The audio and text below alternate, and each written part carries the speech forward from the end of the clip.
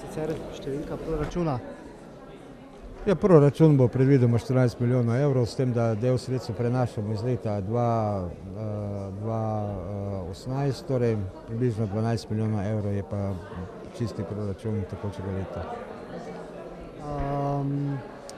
To povišanje povprečnine vam nekako nič kaj ni obogatilo proračuna, ne? Ne, povprečnina je bila sicer višja, vendar so bile tudi sprejete tudi povišanje plač v javnem sektorju, kar nas pomembno bremeni, torej vrtci in vsi ostali socialni transferi, ki so tudi na to vezani, se povečujejo, tako da učinka, da bi ta denar lahko namenili za druge stvari, dejansko ni. Mi si bomo prizadevali tudi v skupnosti občin, da, bom rekel, to povprečnino spravimo na tisti nivo, ki dejansko zagotavlja normalno funkcioniranje občine.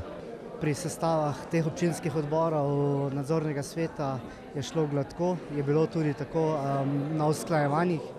Moram reči, da sem izjemno zadovoljen. Torej vse politične stranke v Konjice so prikazale pripravljenost sodelovanja, kompromisov in mi smo praktično v eni uri uskladili vse člane odborov, delovnih teles, nadzornega odbora, tudi vseh ostalih, torej da sem izjemno zadovoljen in kaže na eno dobro popotnico za delo občinskega sveta tudi za naprej.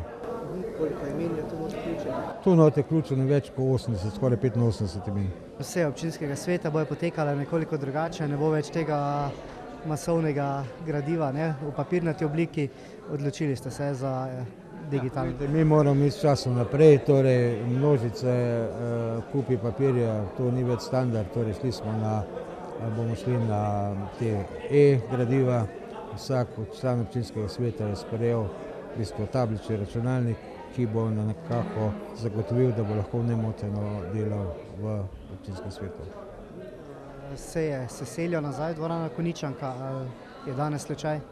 Ja, mi želimo, da bo seje tukaj, torej to je bolj reprezentančna soba, je več prostora, je bolj, ker želimo, da se tudi predsedniki svetov krajevnih skupnosti udeležujejo, jaz sem jih povabil, nekaj ste videli, danes so že bilo tukaj in ta prostor je bolj primeren kot v Trebniku.